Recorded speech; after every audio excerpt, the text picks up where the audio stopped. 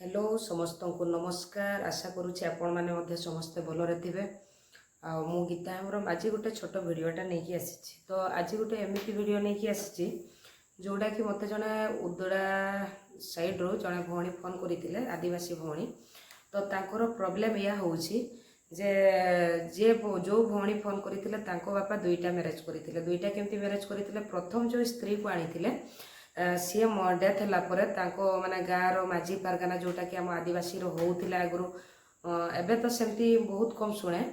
Second marriage जिते जाऊे second स्त्री को आने माझी पारगाना जाती एवं रिटिन आकार नुह मौखिक आकार से जमी दौले जे जो सेकेंड स्त्री को आणुले ना जार जमी जमती अच्छी अधमाण कि दुई माण कि माणे सेमती से हिसाब से दौले मौखिक आकार। तो से जो सेकेंड स्त्री को भी सेमती दुई माण देते।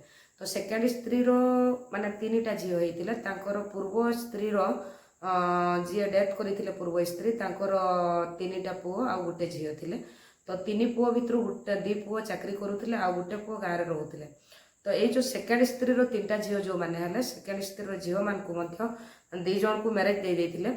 आउ गोटे झील बड़टा जी सी रहीगले कहीं रहीले रहीबार कारण हूँ जेहेतु दुई भाई बाहर चाकरी करुँच तेणु सी मैरेज कले जे मो बापा माँ सांगे रही आ बापा माँ को सेवा करी।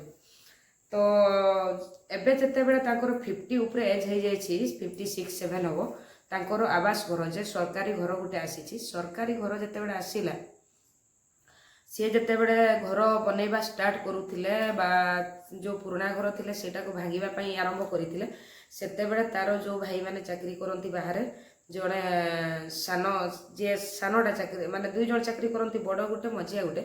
तो सी मना कले कहले ना ये बनई पारबनी जो मैंने लेबर लगी से भी मना करदे। तो से भौणीटी एवं बार दुआर होता भौणी मान घरे रोचे कि बंधु बांधव घरे रोचे।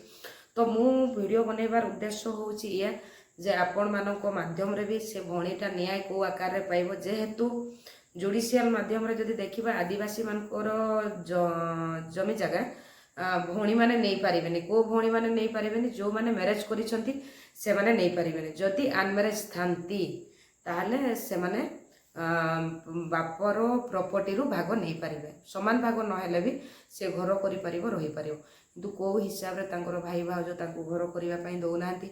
आ गोटे सबुठारु दुखर विषय मु कहिबी जोटा कि आदिवासी अधुषित जिला एटा गोटे पेशा एक्ट को जदि आमे देखिबा जदि लागू हेइनि भी अलगा स्टेट रे लागू हो गलानी किंतु ओडिसा रे लागू हेइ नाही। तो पेशा एक्ट पई भी हमर माझी पारगाना माने कि जो विभिन्न प्रकार संगठन बहुत रैली करूछंती बहुत काम करूछंती किंतु आज पर्यंत सेटा ओडिसा रे लागू हेइनि।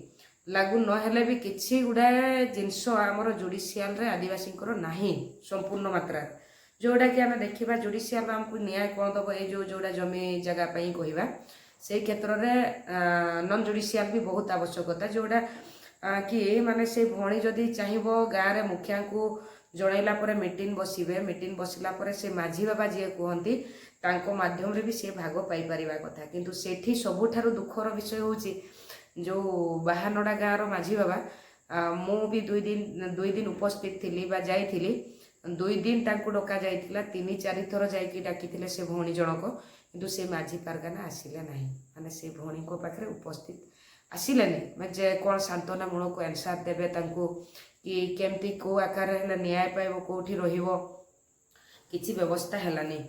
तो आपण माननकु निवेदन करिवि जे आपण माने मध्य सजेशन दियंतु मु तो लागि छि तांको केमती न्याय दबा पई किंतु आपण माननकु मध्य मो वीडियो माध्यम रे निवेदन करिवि जो माने जानि छंती से भौणी को आमे को आकार रे को टाइप रे आमे न्याय दे परिबा समस्तंकर सजेशन रहू कमेंट बॉक्स रे आपण माने कमेंट माध्यम रे जणाई परिबे नचेत मो फोन नंबर रे आपण माने कांटेक्ट करिके मते जणाई परिबे जे ए आकार रे गले से भौणीटी न्याय पाइबे।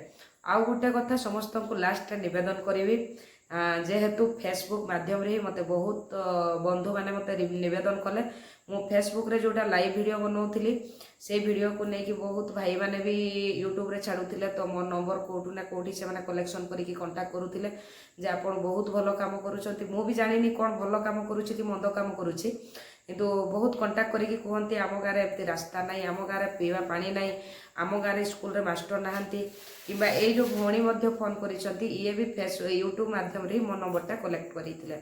ତ ତେଣୁ ଆପଣମାନଙ୍କୁ ଲାଷ୍ଟରେ ନିବେଦନ କରିବି, ମୁଁ ସବୁ ଫେସବୁକ୍ ବା ୟୁଟ୍ୟୁବ୍ର ବନ୍ଧୁମାନଙ୍କର ନିବେଦନ ରକ୍ଷା କରିକି ମୁଁ ଗୋଟେ ୟୁଟ୍ୟୁବ୍ ନ୍ୟୁଜ୍ ଚ୍ୟାନେଲ୍ କରିଛି, ଗୀତା ହେମ୍ବ୍ରମ ଦ ଭଏସ୍ ଅଫ୍ ପିପୁଲ୍ ନାଁରେ ଗୋଟେ ଚ୍ୟାନେଲ୍ଟା କରିଛି ନୂଆ। ତେଣୁ ଆପଣମାନଙ୍କୁ ନିବେଦନ କରିବି ଏଇ ଚ୍ୟାନେଲ୍ଟିକୁ ସବସ୍କ୍ରାଇବ୍ କରନ୍ତୁ, ସେୟାର କରନ୍ତୁ, ଲାଇକ୍ କରନ୍ତୁ ଏବଂ ବହୁତ ମାତ୍ରାରେ ସେଇଟା ଯେମିତି ସମସ୍ତଙ୍କ ପାଖରେ ପହଞ୍ଚି ପାରିବ ଏବଂ ମୁଁ ମଧ୍ୟ ସମସ୍ତଙ୍କ ପାଖରେ କେମିତି ପହଞ୍ଚି ପାରିବି। ମୁଁ ତ ଟାର୍ଗେଟ୍ ନେଇଛି, ପ୍ରଥମ ହେଉଛି ମୋର ଶିକ୍ଷା, ସ୍ୱାସ୍ଥ୍ୟ ଆଉ ନ୍ୟାୟ, ଏଇ ଉପରେ ହିଁ କାମ କରୁଛି। ମୁଁ ଆପଣମାନେ ସମସ୍ତେ ଜାଣିଛନ୍ତି ଯେ ମୁଁ ବି ପଲିଟିକାଲରେ ଥିଲି, କିନ୍ତୁ ଏବେ ପଲିଟିକାଲରେ ନାହିଁ, ଯେହେତୁ ମୁଁ ଲୋକଙ୍କ ପାଖରେ ଏବେ ଯେଉଁ ମାତ୍ରାରେ ମୁଁ ପହଞ୍ଚୁଛି ସେଇ ମାତ୍ରାରେ ମୁଁ ପହଞ୍ଚି ପାରୁନଥିଲି। ତେଣୁ କରିକି ମୁଁ ଏବେ ସୋସିଆଲ ୱାର୍କ ହିଁ ଆପଣେଇଛି। ଆଉ ଆପଣମାନଙ୍କର ସହଯୋଗ ଦରକାର। ଆପଣମାନେ ଯେତେ କୋଅପରେଟ୍ କରିବେ ମୋତେ କାମ କରିବାର ଆହୁରି ଇଚ୍ଛା ଶକ୍ତି ବଢ଼ିବ ଏବଂ ଆଗକୁ କାମ କରିବେ।